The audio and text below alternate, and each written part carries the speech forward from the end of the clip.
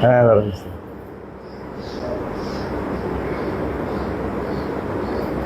বিসমিল্লাহির রহমানির রহিম। আলহামদুলিল্লাহ রাব্বিল আলামিন ওয়াসসালাতু ওয়াসসালামু আলা আশরাফিল আমবিয়া ওয়াল মুরসালিন নবিয়িনা মুহাম্মদ ওয়া আলা আলিহি ওয়া সাহবিহি আজমাইন, আম্মা বা'দ। আলহামদুলিল্লাহ, আমরা পড়ছিলাম শাইখুল ইসলাম মুহাম্মদ আব্দুল ওয়াহাব রাহমাতুল্লাহর কিতাব ফদলুল ইসলাম, ইসলামের শ্রেষ্ঠত্ব বা ইসলামের মর্যাদা, ইসলামের ফজিলত নিয়ে আলোচনা করছেন সেখানে। তো আমরা অনেকগুলো অধ্যায় পড়েছি, আজকে আমরা আরেকটা অধ্যায় পড়ব ইনশাআল্লাহ।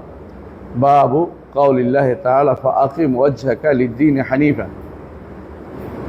বাবু কাউলিল্লাহি তাআলা ফাআকিম ওয়াজহাকা লিদ্দীন হানিফা।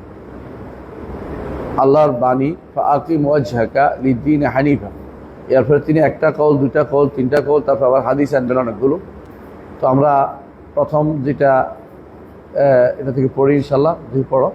বাবু কাউলিল্লাহি তাআলা ফাআকিম ওয়াজহাকা লিদ্দীন হানিফা ফিতরাতাল্লাহি التي فطر الناس عليها. وقوله تعالى ووصى بها إبراهيم بنيه ويعقوب. وقوله تعالى ثم أوحينا إليك أن اتبع ملة إبراهيم حنيفا. وعن ابن مسعود رضي الله عنه أن رسول الله صلى الله عليه وسلم قال إن لكل نبي ولاة من النبيين وإن ولي منهم أبي إبراهيم وخليل ربي. ثم قرأ إن أولى الناس بإبراهيم للذين اتبعوه هذا النبي والذين آمنوا والله ولي المؤمنين. ورواه الترمذي. وعن أبي هريرة رضي الله عنه مرفوعا بدأ الإسلام غريبا وسيعود غريبا كما بدأ فطوبى للغرباء. وله عنه أيضا قال قال رسول الله صلى الله عليه وسلم إن الله لا ينظر إلى أجسامكم ولا إلى أموالكم ولكن ينظر إلى قلوبكم وأعمالكم. শেষ? হ্যাঁ, তাই আমরা পড়ি। বিসমিল্লাহির রহমানির রহিম। আল্লাহ তাআলা মহান আল্লাহর বাণী ফাআকিম ওয়াজহাকা লিদ্দীন হানিফা। চেহারাকে প্রতিষ্ঠিত রাখুন দ্বীনের জন্য, হানিফান অন্য সব কিছু থেকে নিজেকে আলাদা করে, মুক্ত করে, মানে বাঁকা না করে সোজা রাখা হানিফ বলা হয়। কোনো কিছু থেকে এমনি হানিফ, আহনাফ কাকে বলে? বাঁকা হওয়াকে, যার পা বাঁকা তারা আহনাফ বলে। আহনাফ ইবনে কায়েস ওনার নাম ছিল, পা বাঁকা ছিল, এই জন্য আহনাফ বলা হতো না। তো এই জন্য হানিফ বলা হয় যারা বাঁকা, অর্থাৎ অন্য দিক থেকে ঘুরে যারা এদিকে আসছে, এটা হলো উদ্দেশ্য। অন্য সমস্ত দিন বাদ দিয়ে ইসলামকে নিয়ে যারা প্রতিষ্ঠিত আছে ওদেরকে হানিফ বলা। তো হানিফ কারা ছিল? জাহিরি যুগেও কিছু লোক হানিফ ছিল, মানে মূর্তি পূজা করতো না। এদের মধ্যে বিখ্যাত ছিল উমাইয়া ইবনে সাদ। কেউ বলেছেন যে আব্দুল্লাহ ইবনে জায়েদ ইবনে আমর ইবনে নুফাইল। তো এর মধ্যে আছে ওয়ারাকা ইবনে নৌফল। তারপরে এরকম আরও কয়েকজন উমাইয়া। তো এরা কিন্তু জাহিলি যুগে হানিফ ছিল, মানে তারা মূর্তি পূজা করতো না। মূর্তি পূজাতে খারাপ, এটা তারা তাদের বিবেকে বুঝতে পারছে। এই বিবেকটা বা এই যে ধারণাটা শুধু বিবেক না, এটা মূলত আল্লাহর পক্ষ থেকে বান্দাকে দেয়া একটা বড় নেয়ামত, ফিতরাত। এটার নাম হচ্ছে ফিতরাত। এইখানে শাইখুল ইসলাম মুহাম্মদ আব্দুল ওয়াহাব রাহমাতুল্লাহর উদ্দেশ্য হচ্ছে দুইটা জিনিস বর্ণনা করা। একটা হচ্ছে দ্বীনের উপরে সুপ্রতিষ্ঠিত থাকা, আর একটা হচ্ছে দ্বীনটা যেটা পেয়েছে এটা দুইভাবে পেয়েছে। একটা হচ্ছে ফিতরাতের মাধ্যমে, আরেকটা হচ্ছে নবীদের মাধ্যমে। ফিতরাতের মাধ্যমে যেটা আসছে, নবীদের মাধ্যমে এটার মধ্যে ফোকাস করেছে, মানে এটাকে ঠিক রেখেছে। আপনারা জানেন যে চোখে আলো আছে, কিন্তু বাইরের আলো না পড়লে চোখের আলো কাজ করে না। আল্লাহ ফিতরাতটা দিয়েছে, এটা চোখের আলোর মতো। বাইরের আলো না পড়লে চোখের আলো যেমন দেখা যায় না, বাইরের আলো নবীদের নবুয়ত এবং ওয়াহি এবং রিসালাত যখন আসে, তখন এই মানুষের এই ফিতরাতটা জেগে ওঠে। আর কখনো কখনো ফিতরাত যদি শক্তিশালী হয়, তখন তারা বুঝতে পারে যে আমার দ্বারা শিরকটা যেন না হয়, শিরকের দিকে বা বেদাতের দিকে তারা যায় না। তারা বুঝতে পারে যে এগুলি বা মানুষের তৈরি চিন্তাভাবনা বা মানুষের ভুল চিন্তাভাবনা তারা বুঝতে পারে। তো এই জন্য তিনি বলছেন যে ইসলামের শ্রেষ্ঠত্ব হচ্ছে এটা, ইসলাম গ্রহণ করাটাই বড় কথা নয়, ইসলাম গ্রহণ করার দাবিটাই বড় কথা নয়, ইসলামের আমৃত্যু ইসলামের উপর টিকে থাকে এবং ইসলামের উপরে হানিফ একান্ত অন্য সব কিছু একনিষ্ঠ ইসলামের উপর থাকা, সব কিছু বাদ দিয়ে ইসলামের উপর থাকা, এই জিনিসটাকে এটার নাম হচ্ছে প্রতিষ্ঠা করা। অর্থাৎ চেহারাকে প্রতিষ্ঠা রাখা। এই জন্য বলছে চেহারা হচ্ছে আশরাফুল আদা, শরীরের মধ্যে শ্রেষ্ঠ অংশ হচ্ছে চেহারা। এই জন্য আরবরা চেহারায় মারে না এবং রাসূলুল্লাহ সাল্লাল্লাহু আলাইহি ওয়াসাল্লাম তিনি চেহারায় মারতে নিষেধ করেছেন এবং বলছেন যে চেহারায় মেরো না। হ্যাঁ, ফাইনাল্লাহ খালাকা আদম আলা সূরাতি, আল্লাহ তাআলা আদমকে তার চেহারা অনুসারে সৃষ্টি করেছেন। অর্থাৎ কি, আদমেরও চেহারা আছে, আল্লাহরও চেহারা আছে, এটা এক অর্থ। আরেক অর্থ হলো আদমের চেহারা আদমের মতো, এই বনটা শুদ্ধ না। আদমের চেহারা করে শুদ্ধ করেছে, এই বনটা শুদ্ধ না, এটা অর্থ ডবল কথা, এটা কোনদিন শুদ্ধ হবে না। এই ব্যাখ্যা যারা দিয়েছে তারা ভুল ব্যাখ্যা দিয়েছে সব সময়, মনে রাখতে হবে। তাহলে শুদ্ধ অর্থ হচ্ছে আল্লাহ তাআলা আদমকে সৃষ্টি করেছেন চেহারা বিশিষ্ট করে। আল্লাহরও চেহারা আছে, আদমেরও চেহারা আছে, বুঝে আসছে? আর এটা হলো আসলে এইটাও শুদ্ধ যে চেহারার মধ্যে মানে যে কোনো দিক থেকে একটা মিল পাওয়া যাবে। একদিকে মিললেই, আমরা আগেও বলেছিলাম যে একদিকে মিললেই এটা সর্বদিকে মিল হওয়া দাবি করে না। তো আল্লাহর চেহারা বান্দা আদমের চেহারা কোনো একদিকে চেহারা নামে যেমন মিল আছে, চেহারা এটাও চেহারা, এটাও চেহারা, চেহারা বুঝাচ্ছে এইটার একদিকের নামে মিল হইলেই এটা একরকম হওয়া লাজেম আসে না। সুতরাং আল্লাহ তাআলা চেহারা অনুসারে তিনি আদমকে সৃষ্টি করেছেন, আদমকে চেহারায় মারতে নিষেধ করেছেন। যদি আদমকে আদমের চেহারা অনুসারে সৃষ্টি করেছে তো মারার প্রশ্ন না আসতো না, বরং স্পষ্ট বর্ণনা আসছে খালাকাল্লাহু আদম আলা, অন্য বর্ণনা আসছে আলা সূরাতির রহমান। হ্যাঁ, আলা সূরাতিহি যদি দমির হয়, দমিরের মার জানিয়ে ঝগড়া হয়। কিন্তু যদি সূরাতুর রহমান বলে তখন আর কোনো কথা থাকে না। এই জন্য এটার উপরে একটা বই লিখছে শেখ সম্ভবত হামুদ আত-তুয়াইজিরি রাহিমাহুল্লাহ, অথবা ইসমাইল আল আনসারী, যিনি বাহেস দারুল ইফতার, তারা এর উপরে একটা বই লিখছে যে খালক আদম আলা সূরাতুর রহমান, এই নামে বই লিখছে। এটা আপনারা খুব পাইবেন। হ্যাঁ, আব্দুর রহমান সরাসরি বলছে এইখানে, এই জায়গাতে যারা খালক আদম আলা সূরাতে আদম বলছে এরা বিভ্রান্তিতে আছে। বড় বড় ইমামের মধ্যে দুই একজন ভুল করছে। হ্যাঁ, লিকুল্লে আলেমিন হাফওয়া ও লিকুল্লে জাওয়াদিন কাবওয়া, প্রত্যেক আলেমের কি আছে, দুই একটা হাফওয়া থাকতে পারে। হাফওয়া বুঝেননি, মানে ভুল আর কি, আর দুই একটা লাক্সাস বলে বা ভুল ত্রুটি। আর প্রত্যেকটি ঘোড় সওয়ারের একটা দুই একটা কি থাকতে পারে, মুসট খাইতে পারে, দুই একবার মুসট খাইতে পারে। কাবুয়া মানে বলে লিকুল্লে জাওয়াদিন কাবুয়া ও লিকুল্লে আলেমিন হাফওয়া। সুতরাং এটা এই যারা এটা বলছে তারা ভুল বলছে। অর্থাৎ আদমকে অবশ্যই আল্লাহ তার রহমানের সূরতে সৃষ্টি করেছে, কিন্তু সেই সূরতের একটা দিক মিল থাকলেও সব দিক মিল হবে না, কারণ লাইসা কামিসলিহি শাই ওয়া হুয়াস সামিউল বাসীর। একটা দিক মিল থাকলেও সব দিক মিল হবে না, কারণ আমরা আগেও বলেছি যে একটা দিক মিল হইলেই এক হওয়া জরুরি না। কেমন ওয়া উতুবিহি মুতাশাবিহা, জান্নাতে যে সমস্ত ফল দেয়া হবে এগুলি রুম্মান আছে, কিন্তু দুনিয়ার রুম্মান না, নামে মিলছে কামে মিলে নাই। কারণ ইবনে আব্বাস বলেছেন জান্নাতে যে সমস্ত নেয়ামত দেওয়া হবে সেগুলো নামে এক হবে, বাস্তবে এক হবে না, নামের দিক থেকে এক হবে। আল্লাহ তাআলা তালহিম মানদুব, জিলিম মাদুব, মাইম মাসকুব, ফাকিহাতিন কাসিরাতিন লা মাকতুআতিন ওয়া লা মামনুআ, এবং ফুরুশও দিবে, ফুরুশুম মারফুআ, তাই না, বিছানা সুন্দর গালিচা, এগুলি সব নাম তো মিলছে কিন্তু কাজে একরকম না। ঠিক চেহারাও এভাবে বলতে হবে, ঠিক আছে। আল্লাহ কুল্লাহ আমরা এটা উদ্দেশ্য একামতুল ওয়াজ লিল্লাহ ফাকিম ওয়াজহাকা, চেহারা বলা হয়েছে, চেহারার গুরুত্ব, চেহারা যদি কোনো দিকে ঘুরে পুরো শরীর সেদিকে ঘুরে যায়। কেউ যদি দিনের জন্য তার চেহারাকে প্রতিষ্ঠা করে, এর অর্থ কি, আকীদা হোক আমল হোক, কোনো ক্ষেত্রেই দিন থেকে অন্যদিকে সে চিন্তা করে না, দিন ছাড়া অন্য কিছু তার মাথায় আসে না। আকীদা এবং আমল প্রত্যেকটাই দিনের মধ্যে সে প্রতিষ্ঠিত থাকে, আকীদাতেও থাকে, আমলও থাকে। সে বেদাত আনে না, শিরিক করে না, বেদাত করে না। এটা দেখবেন শেষে অন্যান্য হাদিস যখন আমরা বুঝি বেদাতের উদ্দেশ্য, যারা দ্বীনের মধ্যে ফিতরাতের মধ্যে সুপ্রতিষ্ঠিত থাকে তারা শিরিক করতে পারে না, যারা দ্বীনের আমালের মধ্যে সুপ্রতিষ্ঠিত থাকে তারা বেদাত করতে পারে না। সুতরাং আপনার হানিফ অর্থ যে আয়াতের দাবি হচ্ছে এটা যে আকিম, হে নবী, আল্লাহ তাআলা তার নবীকে বলছেন। নবীকে বলা অর্থ হচ্ছে অন্যদের জন্য সেটা সবার জন্য বাধ্যতামূলক।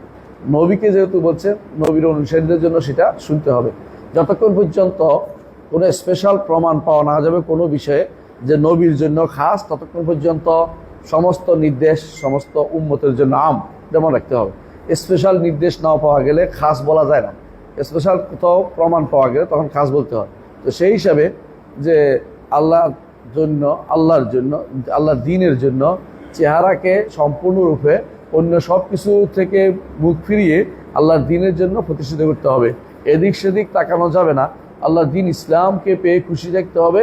অন্য কোনো মতবাদ, অন্য কোনো কিছু থেকে কোনো কিছু নেওয়ার চিন্তা ভাবনা করতে পারবেন না। বুঝাতে পারছি? এটা হচ্ছে ফাকিম ওয়াজহাকা লিদ্দীন হানিফা। এইটুকু বলে প্রথমে তিনি বলছেন। তারপর বলতেছেন ওয়াকাউলি তাআলা ওয়াওয়াসা বিহা ইব্রাহিম বানিহি ওয়া ইয়াকুব ইয়া বানি ইন্নাল্লাহ আস্তাফা লাকুমুদ্দীন ফালা তামুতুন্না ইল্লা ওয়া আনতুম মুসলিমুন। দুইজন বড় নবীর কথা বলছেন। একজন হচ্ছেন ইব্রাহিম। কেন বলছেন? আরবরা সব ইব্রাহিমের বংশধর। আর ইয়াকুব, তার কথা কেন বলছেন? কারণ আর একটা বিশাল অনেক নবী গোষ্ঠীর ফাদার, অনেক বিশাল নবী গোষ্ঠীর বাপ। তো এই জন্য দুইটা বলছেন যে তারা সবাই মৃত্যুর সময় ওসিয়ত করে গেছে। মৃত্যুর সময় হলে ওসিয়ত হয়, অন্য সময় হলে কি হয়? নসিহত হয়। এবং কখনো কখনো নসিহত অর্থে পরিণত হয়। এটা নসিহত হইতে পারে, মৃত্যুর সময় হইতে পারে। তবে যেহেতু মৃত্যুর কথা আসছে সামনে, হয়তো তাদেরকে শেষ ওসিয়ত এটাও করে যেতে পারে। এটা গুরুত্বপূর্ণ ওসিয়ত যে মানুষের জীবনে যত কিছুই হোক, অন্তত ন্যূনতম যা নিয়ে না গেলে আখিরাতে পার হওয়ার সুযোগ না, তা হচ্ছে ইসলাম, অন্তত ইসলাম। কিন্তু এখানে বলা হচ্ছে ইন্নাল্লাহ আস্তাফা লাকুমুদ্দীন, আল্লাহ তোমাদের জন্য দ্বীনকে পছন্দ করেছেন। বুঝে আসছে কথাটা? দ্বীনকে যখন পছন্দ করেছেন, এখানে বুঝার একটা বিষয় আছে। ফালা তামুতুন্না ইল্লা ওয়া আনতুম মুসলিমুন। মুসলিম না হলে তোমরা মারা যেও না, মুসলিম না থেকে মারা যাও না, তো মুসলিম ইসলাম নিয়ে মারা যাও। তাহলে এখানে এই ইসলাম ঈমান ইহসানের বিপরীতে না, কথা বুঝছেন? এই ঈমান হচ্ছে দ্বীন হিসেবে, কারণ এর আগের অংশে দ্বীন ব্যাখ্যা আছে। আমাদের দ্বীন ইসলাম, তাই না? এই দ্বীনের তিনটা মারাতেব কি? ইসলাম, ঈমান, ইহসান। তো দ্বীনের যখন প্রতিশব্দ হিসেবে আসবে তখন দ্বীনটা ইসলামকে বোঝাচ্ছে। তখন আর ওই ইসলাম, ঈমান, ইহসানের ভাগের প্রশ্ন আসতেছে না। তখন পুরো জিনিসটাই হবে আপনি ইসলামের উপর থাকতে হবে পরিপূর্ণভাবে। এটা ইকামতুল ওয়াজহি আলা দ্বীন। এই জন্য এখানে আবার এটা আয়াতটা নিয়ে আসো যে আপনাকে দ্বীনের উপরে সুপ্রতিষ্ঠিত থাকতে হবে। কোনোভাবেই মায়লান, এদিক সেদিক, ডাইনে বামে তাকানো যাবে না। ফালা তামুতুন্না ইল্লা ওয়া আনতুম মুসলিমুন। তো এইটা বোঝাচ্ছে যে ইন্নাল্লাহ আস্তাফা লাকুমুদ্দীন, এই কথাটা দিয়ে আরেকটা দিন বোঝাচ্ছে যে ফিতরাতকে বোঝাচ্ছে। আল্লাহ তাআলা তোমাদের জন্য দ্বীন পছন্দ করেছেন। আল্লাহ তাআলা দ্বীন পছন্দ করেছেন। আমরা হাদিস পড়বো, সামনে আসবে যে আল্লাহ তাআলা মানুষকে, আয়াতেরও আছে, আল্লাহ তাআলা মানুষকে ফিতরাত দিয়েই পাঠিয়েছেন। বিশুদ্ধ ঈমানের গ্রহণ করার প্রবণতা দিয়ে পাঠিয়েছেন এবং তার মধ্যে সে আলো দিয়েছেন। সে আলোটা দিয়েছেন যে সে ঈমান আনবে। ফিতরাতের ব্যাপারে হাদিসগুলো, আয়াতগুলো আপনারা জানেন। এমনকি একটা আয়াতও আমরা অনেকেই অন্য জায়গায় ব্যবহার করি আমরা, সেটা হচ্ছে ওই আখাযা রাব্বুকা মিন বানি আদমা মিন যুহুরিহিম যুররিয়াতাহুম ওয়া আশহাদাহুম আলা আনফুসিহিম আলাস্তু বিরাব্বিকুম ক্বালু বালা। এইটার ব্যাপারে আমরা স্পষ্ট ইবনে তাইমিয়া, ইবনে কাইয়িমের মত হচ্ছে এটা হচ্ছে ফিতরাত। এবং এটার মাকালই ছিল না, এটা ছিল মাআনি। অর্থাৎ তারা এটা মেনে নিয়েছে, তাদেরকে এটা দিয়ে দিয়েছে যে আমি তোমাদের রব নই। তারা মেনে নিয়েছে, রুবুবিয়তের স্বীকৃতি দিয়ে আল্লাহ দুনিয়াতে পাঠিয়েছেন। এই জন্য রুবুবিয়তের স্বীকৃতি দিয়েই আল্লাহ কাউকে জান্নাত দিবেন না। রুবুবিয়তের স্বীকৃতির পরে যদি উলুহিয়ত থাকে তখন জান্নাত পাবে। এই জন্য যারা দুনিয়াতে আসছে ধরে নেওয়া হয় যে মুসলিমের সন্তান মুসলিম হবে, কারণ ফিতরাত বদলানোর কিছু নাই। কারণ বাবা তাকে জান্নাত এই মসজিদের দিকে নিয়ে যাবে, তাকে দ্বীন শিক্ষা দিবে। কিন্তু কাফেরের সন্তান ফিতরাত নিয়ে আসছে, কিন্তু সে তো রুবুবিয়ত নিয়ে আসছে, উলুহিয়তের কিছু তার মধ্যে নাই। এই জন্য তাকে উলুহিয়ত না থাকার কারণে হাসরের দিন তাকে পরীক্ষা করে, সে পরীক্ষায় যদি পাশ করে তার জন্য জান্নাত, তাহলে তার জন্য জাহান্নাম যাবে। তো ফেতরাত সে তো নষ্ট করে নাই, কিন্তু উলুহিয়াতের তো আমল করে নাই। এর উলুহিয়াত না হলে কিন্তু ঈমান হয় না। আমরা আগেও জেনেছি যে রুবুবিয়তের সাথে উলুহিয়াত লাগবেই। সুতরাং এই জন্য তার জন্য পরীক্ষার বিষয়টি রাখা হয়েছে, কথা বুঝছেন?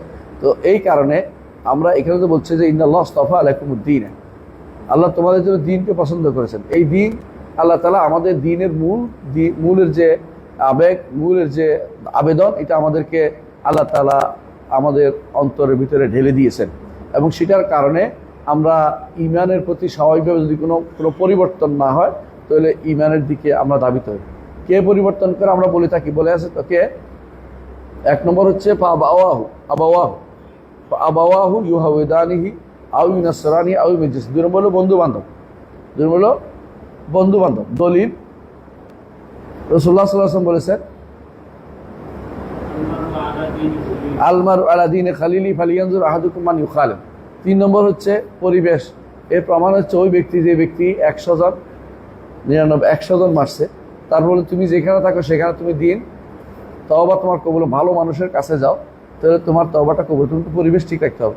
এই জন্য সে ওখানে যাওয়ার সময় মরে গেছে, হামাগুড়ি দিয়েও যাচ্ছিল, বুক দিয়ে যে ভালো মানুষ দিকে যাবে, আল্লাহ তাআলা তাকে কিন্তু ক্ষমা করেছেন।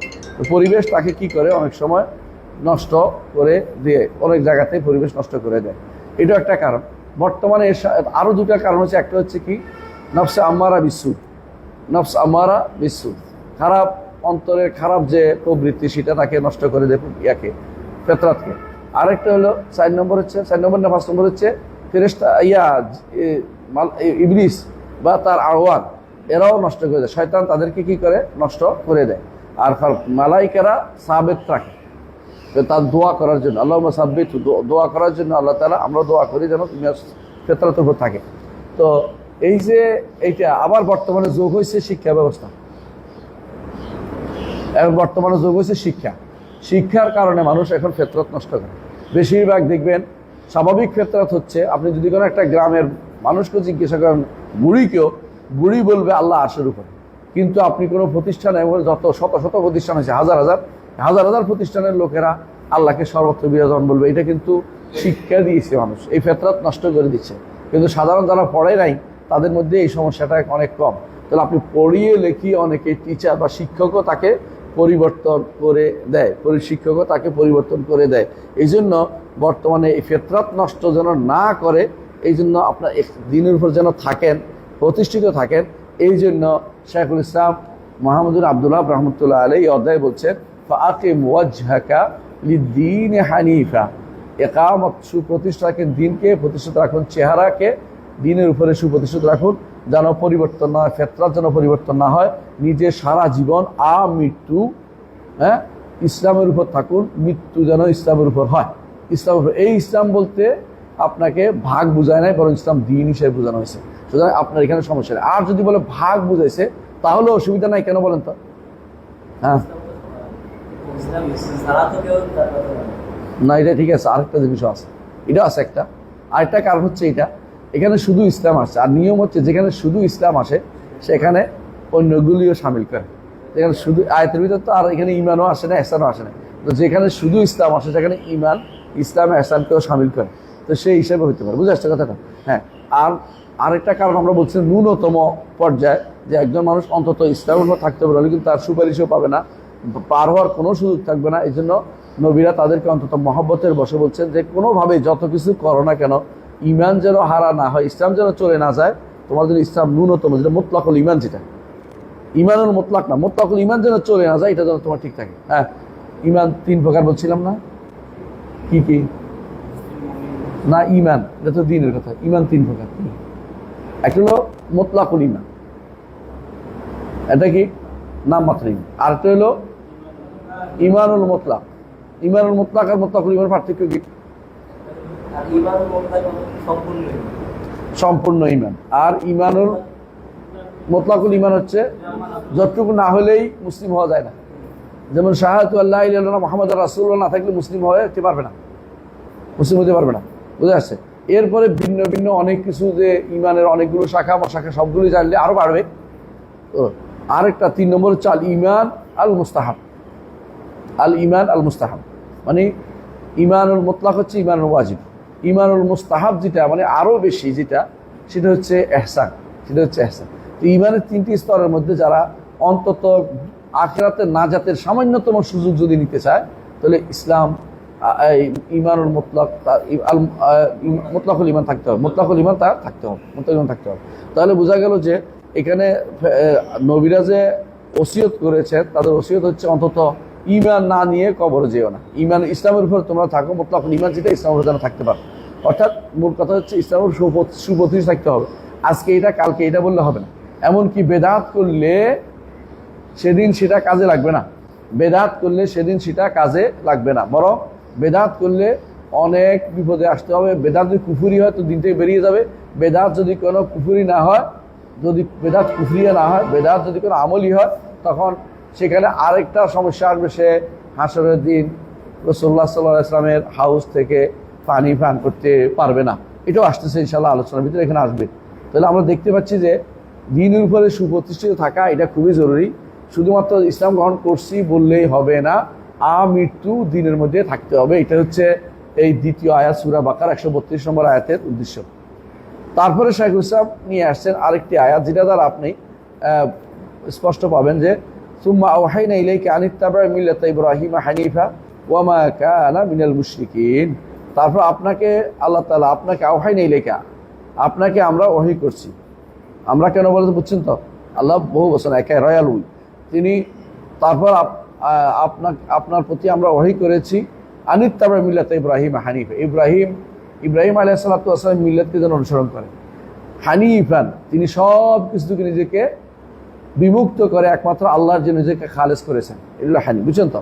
সমস্ত কিছুকে বাঁকা হইয়া আল্লাহর দিকে বাঁকা হয়েছে, অন্যদিকে বাঁকা হন নাই, মানে উল্টা দিকে যান নাই, আল্লাহর দিকে নিজেকে ঝুঁকিয়ে দিচ্ছেন। এই জন্য ওমা কানা মিনাল মুশরিকিন, শিরিক তিনি করেন নাই, কোনো রকমের শিরিক তার মধ্যে ছিল না। বোঝা গেল যে ফিতরাত নষ্ট হয়ে যায় শিরিক করলে। ইব্রাহিম আলাইহিস সালাতু ওয়াস সালাম সবসময় ফিতরাতের উপর ছিলেন, এবং ইব্রাহিম আলাইহিস সালাতু ওয়াস সালাম যতটুকু তিনি হচ্ছেন মিল্লাতের, তার উসওয়া, মানে সমস্ত মানব জাতির জন্য উসওয়াতুন হাসানা আল্লাহ ঘোষণা করেছেন সর্বদিক থেকে। এই জন্য আমরা যখন বলি যে একজন মানুষ মুসলিম হতে হলে তাকে শিরিক ও মুশরিকদের থেকে মুক্ত ঘোষণা করতে হবে, সেটার দলিলও আমরা কি দেই?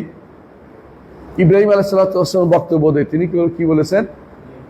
হ্যাঁ, কাদ কানা লাকুম আয়াতুন ফি ইব্রাহিমা ওয়াল্লাযিনা মা'আহু উসওয়াতুন হাসানাতুন ফি ইব্রাহিমা ওয়াল্লাযিনা মা'আহু ইয ক্বালু ইন্না বুরাআউ মিনকুম ওয়া মিম্মা তা'বুদুনা মিন দুনিল্লাহ আই বুরাআউ মিনকুম মিনাল মুশরিকিন ওয়া মিম্মা তা'বুদুনা মিন দুনিল্লাহ মিনাশ শিরক। অর্থাৎ আমরা শিরক ও মুশরিকদের থেকে সম্পূর্ণরূপে মুক্ত। এই বক্তব্যটাই আমরা এনে আনি ইসলামের সাথে, কারণ তিনি ইসলামের চরম প্রমাণ দেখিয়েছে ইসলাম কাকে বলে। এই জন্য তার মিল্লাত আবিকুম ইব্রাহিম বলেছে। যদি কোনো আবিকুম বলে আরবদের বলে তাও তিনি মিল্লাতের পিতা, আর যে আমাদেরকে বলে তাও তিনি এই মিল্লাতের পিতা, কারণ এই মিল্লাত হচ্ছে ইসলাম।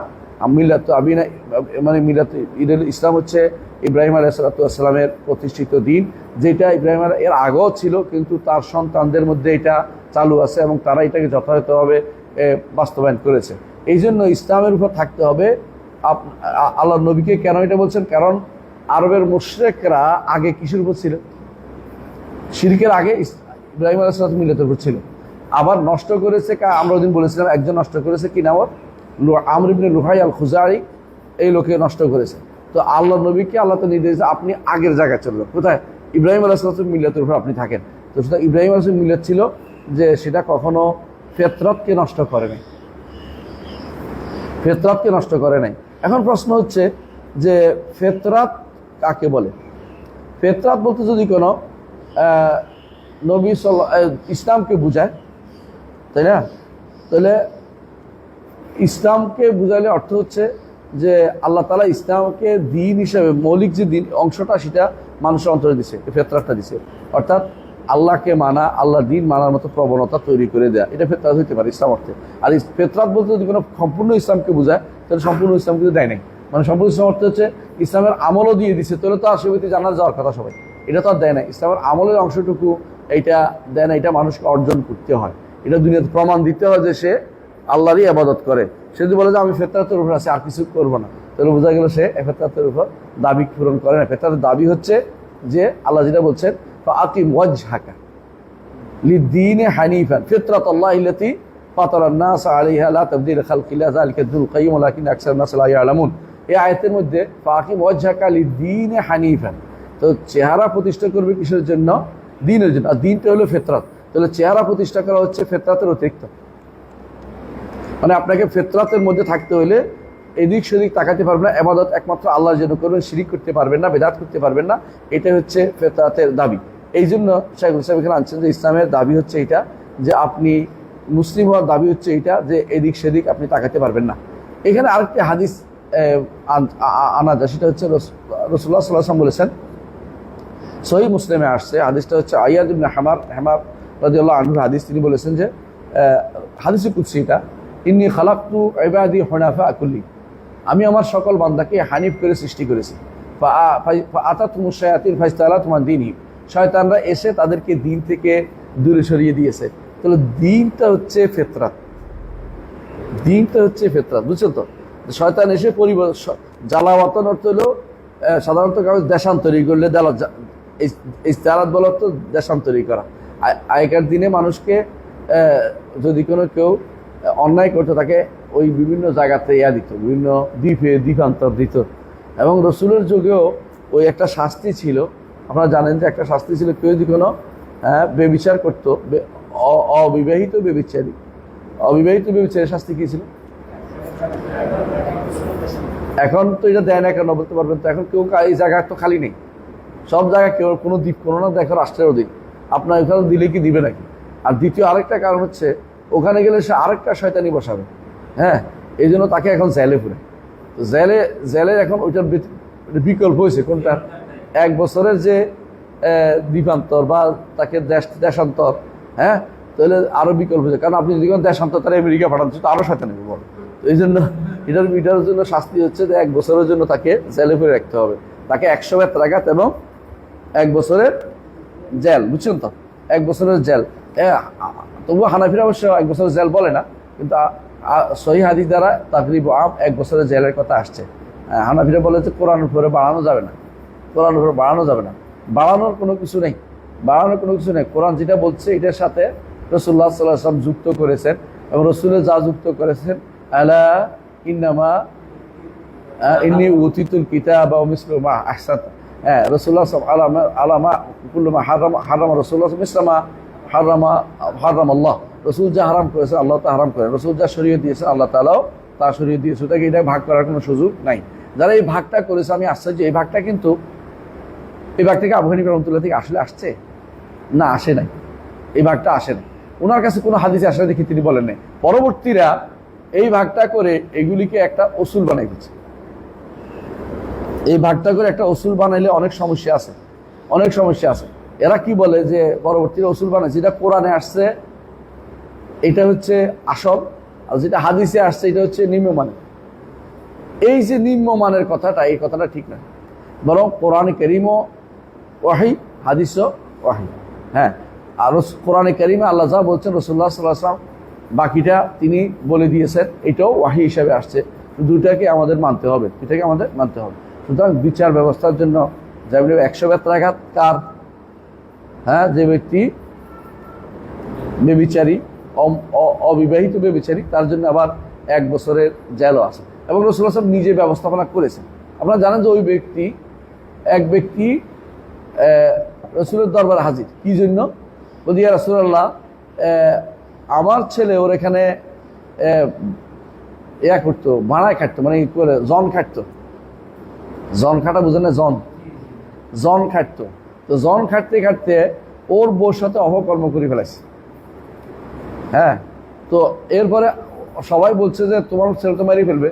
তো আমি ভয়ে 100টা ইয়া দিয়া ওর সাথে চুক্তি করে তুই মাফ করে দিস, ওর 100টা জিনিস দিছে, 100টা ওট বা গোড়া দিছে।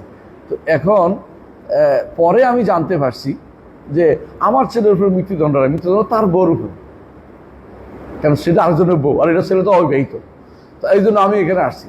তো রাসূলুল্লাহ সাল্লাল্লাহু আলাইহি ওয়াসাল্লাম বলে যে এই তার জিনিস তাকে ফেরত দাও, 100টা ছাগল ফেরত দাও, ছাগল ফেরত দাও, আর তোমার ছেলের উপরে 100 বেত্রাঘাত এবং 1 বছরের জেল। আর ওই আনিস যাও 19 ফাইন তারাফাত ফারজুমহা, 19 যদি যাও, মহিলা যদি কোনো স্বীকার করে তো রজম করে মারতে হবে। তাহলে রসুল আসলাম বাস্তবায়ন করেছেন। এখানে কেউ বলতে পারে না যে তিনি বাস্তবায়ন করেন নাই। হ্যাঁ, রসুল তো বাস্তবায়ন করে দেখেছেন, যে যেহেতু রসুল বলেছেন যে তার হাদিসও বলেছেন, বাস্তবায়নও করেছেন, সুতরাং এটাকে কোনোভাবেই ইয়া থেকে হুদুদ থেকে বাদ দেওয়া যাবে না। এখন হুদুদটা, এরা বলে যে হুদুদটা ছিল রসুলের পক্ষ থেকে, এটা ছিল তাজিরই, কিন্তু একটা হদ হয়ে গেলে এর ভিতরে আবার তাজিরের প্রয়োজন নাই, বরং এটা দূরের পুরাটাই কি ছিল, হদ ছিল। এটা হলো আমাদের মত, বা এটা আমরা পছন্দ করি, যদিও এটা অনেকেই পছন্দ করছে না। আলাকুল হাল ওই মশলা যাচ্ছি না আমরা। এখানে কি জন্য এটা আসলাম? হ্যাঁ, ইন্নী খালাকতু ইবাদি হুনাফা কুল্লিম ওয়া ইন্নাহুম আতাতহুমুশ শায়াতিন ফাইস্তালাতুম আন দীনি। শয়তানরা এসে তাদেরকে দিন থেকে জ্বালাওয়াতন করছে। জ্বালাওয়াতনের মশলা নিয়ে গেছিলাম দিকে, মানে কি দেশান্তর করছে, কারণ দিন থেকে দূরে সরাই দিছে, দিন থেকে দিন চ্যুত করে দিছে, দিন বিচ্যুত করেছে। এটা হলো ফাইস্তালাতুম শায়াতিন আন দীনি, বুঝছো তো, দিন থেকে দূরে সরাই দিছে। তো এখানেও দেখা যাচ্ছে মানুষকে হুনাফা তো সৃষ্টি করেছে। এই হুনাফা হচ্ছে রুবুবিয়তের সাথে সংশ্লিষ্ট। কারণ জাহিলি যুগে কোনো এবাদাতের কোনো সিস্টেম ছিল না, কিন্তু রুবুবিয়ত ছিল। কথা বলছেন কিনা? এই জন্য হানিফ থাকা মাইলান মূল হচ্ছে রুবুবিয়তের। যদি এর সাথে এবাদাত ঠিক থাকে তাহলে একামতুল ওয়াজ আলাল হানিফিয়া হয়েছে। আর যদি একামতুল ওয়াজ আলাল হানিফিয়া না হয়, ফেতরাতের উপর না হয়, তাহলে সে ফেতরাত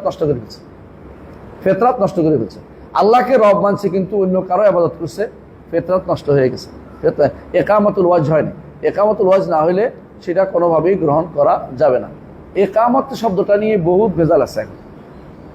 আপনারা যারা একামত দিন বলেন, অনেকেই তো আমরা বলি, বা আমরাও বলি, একামত দিন অর্থ কি? দিন প্রতিষ্ঠা। এখন আপনি দিন প্রতিষ্ঠার মূলত কি পাইলেন দেখেন তো, ভালো করে দেখেন তো। দিন এতক্ষণ ধরে যেটা বলেছেন ফেতরাতকে ঠিক রাখা, এবং যে হলো তাওহীদকে ঠিক রাখা, তাওহীদটা মূলত, এবং আমলটা যেন তাওহীদ অনুসারে হয়।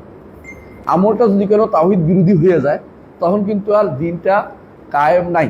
এইটার জন্য আল্লাহ নবী রাসূলদেরকে পাঠিয়েছেন, এবং এটা একই অর্থে আল্লাহ তাআলা বলছেন শারআ লাকুম মিনাদ দীনি মা ওয়াসা বিহি নূহান ওয়াল্লাযী আওহাইনা ইলাইকা ওয়া মা ওয়াসা বিহি ইব্রাহিম ওয়া মূসা ওয়া ঈসা আন আকিমুদ্দীন ওয়া লা তাতাফাররাকু ফীহি। ইকামতুদ্দীন হচ্ছে শরীয়ত, আল্লাহ শরীয়তটা। কিভাবে যদি কোনো পরিবর্তন না হয় তাহলে এটার জন্য আল্লাহ তাআলা নবী রাসূলদেরকে পাঠিয়েছেন। তো আকীদা ও শরীয়ত যে ব্যক্তি প্রতিষ্ঠা করতে পেরেছে, একামতুদ্দীন সে ব্যক্তি প্রতিষ্ঠা করে ফেলেছে। একামতুদ্দীন অর্থ রাষ্ট্রীয়ভাবে সব কিছু করতে হবে এমন বাধ্যবাধকতা নাই। কারণ কোথাও রাষ্ট্র না থাকলে একামতুদ্দীন থাকবে না? থাকবে। কারণ নবীরা যাদের কথা বলা হয়েছে যে শারআ লাকুম মিনাদ দীনি মা ওয়াসা বিহি নূহান ওয়াল্লাযী আওহাইনা ইলাইকা ওয়া মা ওয়াসা বিহি ইব্রাহিম ওয়া মূসা ওয়া ঈসা, মুহাম্মদ রাসূলুল্লাহ সাল্লাল্লাহু আলাইহি ওয়াসাল্লাম ছাড়া এদের 5 জনের মধ্যে 4 জনেই রাষ্ট্র প্রতিষ্ঠা করেন নাই, কিন্তু তারা কিন্তু দিন প্রতিষ্ঠা করেছেন। এই দিন প্রতিষ্ঠার অর্থ হচ্ছে আকীদা ও শরিয়া। যদি তারা শরিয়াতে ঠিক না থাকতেন তাহলে আকীদা নষ্ট, আকীদাও কাজে লাগতো না। এই জন্য শরিয়াও ঠিক রাখতে হবে। শরিয়াটা ঠিক থাকাটা হচ্ছে শারআ, এবং এটা হচ্ছে ইকামাতুদ্দীন লিল্লাহ আন আকিমুদ্দীনা ওয়া লা তাতাফাররাকু ফীহি।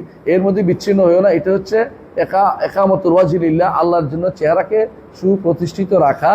এইটাই হচ্ছে দিন প্রতিষ্ঠা করা, যে আমি আল্লাহর ইবাদত করব, আর কারো ইবাদত করব না। আল্লাহ আমাকে যে দায়িত্ব দিয়েছে, যে কর্তব্য দিয়েছে, কর্তব্য করে যাব, যে দায়িত্ব দিয়েছে দায়িত্ব পালন করে যাব, তাহলে সে ব্যক্তি দিন প্রতিষ্ঠা করেছে। দিন প্রতিষ্ঠার জন্য রাস্তায় রাস্তায় মারামারি করা বাধ্যতামূলক না। তবে যদি শাসক হয় তার জন্য রাষ্ট্রীয়ভাবে দিন প্রতিষ্ঠা করা অবশ্যই ফরজ। যদি এটা না করে তিনি গুনাহগার হবে, এবং এটার বিপরীতে কিছু নিজে উল্টাটা করলে তাহলে ঈমান হারা হয়ে যাবেন। কিন্তু উল্টাটা করে নাই, দিনও প্রতিষ্ঠা করতে কাজ করে নাই, মানে একামতুল আকীদা বা ঈমান ও তাওহীদ এবং শরিয়া প্রতিষ্ঠা না করলে তাহলে কিন্তু তিনি নিজে যদি না করেন নিজেও ঈমান হারা হবেন, আর যদি অন্যদের চেষ্টা না করেন তাহলে নিজে গুনাহগার হবেন। কারণ অন্যদের দায়িত্ব তার হাতে না, বা যদি অন্যরা ভুল করছে তো এটা তো এসে নেবেন, সে চেষ্টা করবে, না হলে কি কতকার করতে পারবে। অনেক কিছুই অনেকে ইচ্ছা করলে প্রতিষ্ঠা করতে পারে না। ক্ষমতায় গেলে বোঝা যায় কেন পারে না। আমি এখান থেকে অনেক কিছুই বলতে পারি, কিন্তু আমাকে যদি কোনো ধরেন কোনো একটা ইউনিভার্সিটির দায়িত্ব দেওয়া হয়, দেখবেন যে আমি অনেক কিছুই পারতেছি না, এবং দেখবেন যে এমন কথা আসতেছে, এমন এমন সমস্যা আসতেছে, এর জন্য আল্লাহর কাছে মাফ চাওয়ার কোনো কথা, আল্লাহ আমার এই বিপদে ফেললে কি করে, মানে এই বিপদ আল্লাহ উদ্ধার করে দেয়, মানে আল্লাহ যেন বিপদ থেকে বাঁচানোর চেষ্টা করেন, কারণ তখন বুঝবেন যে আপনি অনেক কিছু ইচ্ছা করলে পারেন না। এই জন্য এই দায়িত্ব জোর করে নিতে হয় না, কারণ যেটা আপনি পারবেন না এটা নিবেন না। যখন দেখছেন আপনি পারছেন না, তখন আপনি যেটা পারেন ওইটা করেন, এটা হলো কথা, যেটা পারেন ওইটা করেন। আপনি যত বেশি পারেন, যে জিনিসটা পারবেন এটা দাওয়াত এবং তাবলীগ পারবেন, এটাতে কোনো রকমের সামান্যতম ত্রুটি করবেন না। আর যেটা পারেন না এটা নেওয়ার জন্য ব্যস্ত হয়ে পড়বেন না, কারণ এটা তো আল্লাহর কাছে জবাবদিহি করতে হবে। কারণ প্রত্যেকটি কর্মকাণ্ড, প্রত্যেকটি দায়িত্ব সম্পর্কে জিজ্ঞাসা করা হবে। হ্যাঁ, প্রত্যেকটি দায়িত্ব সম্পর্কে জিজ্ঞাসা করা হবে। সুতরাং আপনি যেটা পারবেন না ওইটা নিয়ে টানাটানি করবেন না। আল্লাহ কুল ফিতরত কি বুঝছেন? ফিতরত কি বুঝে আসছে? আমাদের দিনকে প্রতিষ্ঠা করতে হলে ফিতরত ঠিক রাখতে হবে, সাথে ইবাদতও চালিয়ে দিতে হবে আল্লাহর জন্য। ফিতরত যদি কোনো বলে আমি আল্লাহকে রব মানি, এটা ফিতরত যথেষ্ট না। আল্লাহকে রব মানে দুনিয়াতে এসে এটা ঠিক থাকলে ফিতরত ঠিক রয়েছে, আর আল্লাহকে রব মানে দুনিয়াতে শিরিক করলে, বেদাত করলে ফিতরতের মধ্যে বিনষ্ট নিয়ে আসছে, ফিতরতকে নষ্ট করেছে। এইটাই হচ্ছে হাদিসের কোরআন আয়াতের ব্যাখ্যা। এখানে আরেকটি হাদিস আমরা সবসময় বলে থাকি, সেটা কি মামিন মৌলুদিন করে ফেলে, পরিবর্তন করে ফেলে। অন্য হাদিসে আছে রাসূলুল্লাহ সাল্লাল্লাহু আলাইহি ওয়াসাল্লাম বলেছেন যে কেমনি পরিবর্তন করে, যেমন একটা প্রাণী যে যখন দুনিয়াতে আসে তখন তার কান কাটা থাকে না। প্রাণী যখন ছাগলের বাচ্চা বা উটের বাচ্চা, কিন্তু মানুষ কি করে, কান কাটে ফেলে। বিশেষ করে অস্ট্রেলিয়ান যে সমস্ত ছাগল আছে এগুলি কি করে দেখবেন যে কান কাটা, এগুলি কান কাটা। এই জন্য আমরা অনেক সময় এগুলিতে দিতাম, গোল দিতাম যে এটা কান কাটা, এটা হবে না, কান কাটাটা তোমরা এটা আমাদের হাজিদের জন্য, হাজিদের কোরবানি হিসেবে দিতে পারবে না। মক্কা যখন থাকতাম তখন নিষেধ করতাম, এটা দিবে না, কান কাটাও দিব না, ভালোটা দিতে হবে। তো এই জন্য এরা কীভাবে পরিবর্তন করে সেটা উল্লেখ করা হয়েছে, ফিতরতকে বিনষ্ট করে দেয়। তারপরে আল্লাহ তাআলা বলছেন লা তাবদীল লিখালকিল্লাহ। লা তাবদীল লিখালকিল্লাহ অর্থ কি? আল্লাহ সৃষ্টির কোনো পরিবর্তন নাই, এর অর্থ হলো, আরেকটা হলো আল্লাহ সৃষ্টির পরিবর্তন করো না। লা তাবদীল লিখালকিল্লাহ, লা তুবাদদিলু খালকাল্লাহ, আল্লাহ সৃষ্টিকে পরিবর্তন করো না। আরেকটি জিনিস হচ্ছে আল্লাহ সৃষ্টিকে পরিবর্তন নাই বলার অর্থ হচ্ছে সাধারণত কোনো কিছু একদম পরিবর্তন মানে কঠিনভাবে নিষেধ করার জন্য এই জিনিসটা লা নাফিয়া ব্যবহার করা হয়, মানে যেন কোনোভাবেই এর দিকে কেউ যেন অগ্রসর না হয় পরিবর্তনের। এই জন্য লা তাবদীলা, বা মানে পরিবর্তন নাই অর্থ পরিবর্তন কাছেও যাওয়া যাবে না। এটা যেমন অন্য জায়গাতে আল্লাহ তাআলা উল্লেখ করেছেন যে কোরআনে কারীম বিভিন্ন জায়গাতে যে এটা করা যাবে না, সেটা না করে দিছে, না করে দিছে। হ্যাঁ, যেমন লা ইলাহা ইল্লাল্লাহ, এই জন্য লা ইলাহা, বুঝে আসছে কথাটা? হ্যাঁ, এরকম বহু জায়গাতে কোরআনে কারীমে এটা এসেছে। আচ্ছা, তাহলে আমরা বুঝতে পারলাম যে আল্লাহ যদি কোনো ইসলামকে প্রতিষ্ঠিত রাখতে, দিন চেহারাকে দিন প্রতিষ্ঠিত রাখা অর্থ হচ্ছে ফিতরাতের উপরে সুপ্রতিষ্ঠিত থাকা এবং ইবাদত একমাত্র আল্লাহর জন্য করা, এখানে বেদাতের কোনো কিছু প্রবিষ্ট না করানো। আচ্ছা, এখন এরপরে বলতেছেন, এটা আমরা পড়ছি কিনা? পড়ছি। পানি ইবনে মাসউদ রাদিয়াল্লাহু আনহু, ইবনে মাসউদ বর্ণিত, তিনি বলেন রাসূলুল্লাহ সাল্লাল্লাহু আলাইহি ওয়াসাল্লাম বলেছেন ইন্না লিকুল্লি নাবিয়্যিন উলাতান মিনান নাবিয়্যিন, প্রত্যেক নবীদের মধ্যে তো কিছু বন্ধু আছে, হ্যাঁ, যাদেরকে অভিভাবক হিসেবে নেয়, তাদের অনুসরণ করে। দুনিয়ার মানুষ সবাই নিয়মে এটা যে কাউকে বন্ধু হিসেবে নেয়, সাধারণভাবে তার সাথে তার মনের মিল হয়, তার সাথে তার কথাবার্তার মিল হয়, এই জন্য তারা কি বন্ধু হিসেবে নেয়, এটা স্বাভাবিক জিনিস। তো তিনি বলতেছেন যে প্রত্যেক নবীরই কিছু কি ছিল, বন্ধু ছিল, তাদেরকে তারা বন্ধু হিসেবে নিত। তারপর তিনি বলেছেন যে ওয়া ইন্না ওয়ালিয়্যি মিনহুম আবি ইব্রাহিম ওয়া খালিল রাব্বি ওয়া খালিল রাব্বি, তার মধ্যে আমার বন্ধু হচ্ছেন আমার পিতা ইব্রাহিম। আরবরা পূর্বপুরুষকে পিতা বলে, যেমন এই জন্য ইউসুফ আলাইহিস সালাতু ওয়াস সালাম বলতেছেন ওয়াত্তাবাতু মিল্লাতা আবাই ইব্রাহিমা, আমিও আমার পিতা ইব্রাহিমের পথ নিয়েছি। ওনার বাপ নাকি, মানে ওনার তো দাদা ইউসুফ ইবনে ইয়াকুব ইবনে ইসহাক ইবনে ইব্রাহিম, দাদা মানে পরদাদ, দাদার বড়, তাই না, দাদার বাপ, যেটাকে আমরা দেশে বড় বাপ বলি। তো তারপরে তিনি বাপ বলতেছেন, এবং এই জন্য রাসূলুল্লাহ সাল্লাল্লাহু আলাইহি ওয়াসাল্লাম বলেছেন আনা নবী লা কাযিব আনা ইবনে আব্দুল মুত্তালিব, আমি আব্দুল মুত্তালিবের, আমি ইবনে আব্দুল মুত্তালিবের ছেলে। কিন্তু আব্দুল মুত্তালিব নাতি, কিন্তু আরবরা এরকম যে বংশের বড় কেউ হলে তার দিকে নিজের ছেলে সম্পর্ক করেন, নিজেকে তার ছেলে বলে। ঠিক রসুল্লাহ সাল্লাম রসুল্লাহ সাল্লাল্লাহু আলাইহি সাল্লাম তিনি ইয়াকে তার ছেলে তার নাতিকে হাসানকে বলেছে ইন ইবনি হাযা সাইয়্যিদ, আমার এই এই সন্তানটা আমার এই ছেলে, এ নেতা, এই মহান নেতা, এই যে আমার ছেলে, উনি ছেলে নাকি ওনার নাতি। এই জন্য কথা হচ্ছে যে আরবরা সাধারণত যেটা করে এটা হলো বড় কারোর দিকে নিজেকে সম্পৃক্ত করে অথবা নিজের সন্তানদেরকে নাতি পুতিদেরকেও নিজের সন্তান বলে তারা বলে থাকে, এবং এটা হলো বিশুদ্ধতম মত। নাতিদেরকে ভাই বলা বা দাদাকে ভাই বলা এটা হচ্ছে দাদা আসলে পিতৃ সমতুল্য, এটা হলে বলা উচিত। তো পরিবেশের কারণে অনেক সময় বলা যায় না। আমাদের দেশে তো হিন্দু সমাজ থেকে আসছে, ওখানে দাদাকে ভাই বলে আর দাদিকে আপু বলে, হ্যাঁ দাদু আফি বলে, হ্যাঁ দাদিমা বলে তো ভালো, মানে কাকিমা দাদিমা, তাই না? অনেক সময় বলে, কিন্তু দাদু আফি বলে কোনো কোনো এলাকায়। তো হ্যাঁ বুবুজিও বলে, বুবুও বলে, আফা বলে, আফা বলে। এগুলি কিন্তু ঠিক না, তাদের কিন্তু মায়ের সম্পর্ক, এটা মায়ের সম্পর্ক, এবং দাদারা উপরের দিকে এটা বাপের সম্পর্ক। আল্লাহ এটাই বলছেন কোরআন কারীমে, রাসূল সাল্লাল্লাহু আলাইহি ওয়াসাল্লাম এটাই উল্লেখ করেছেন। সুতরাং এখানেও তিনি বলছেন আমি আমার বন্ধু হচ্ছে তাদের মধ্যে আমার পিতা ইব্রাহিম ওয়া খালিল রব্বি, আর তিনি আমার রবের বন্ধু। খালিল অর্থ হচ্ছে যার বন্ধুত্ব অন্তরের রন্ধ্রে রন্ধ্রে প্রবেশ করেছে, সে হলো খালিল। তো খালিল এবং হাবিবের মধ্যে পার্থক্য কি কে বলতে পারবে? হাবিব এবং খালিলের মধ্যে পার্থক্য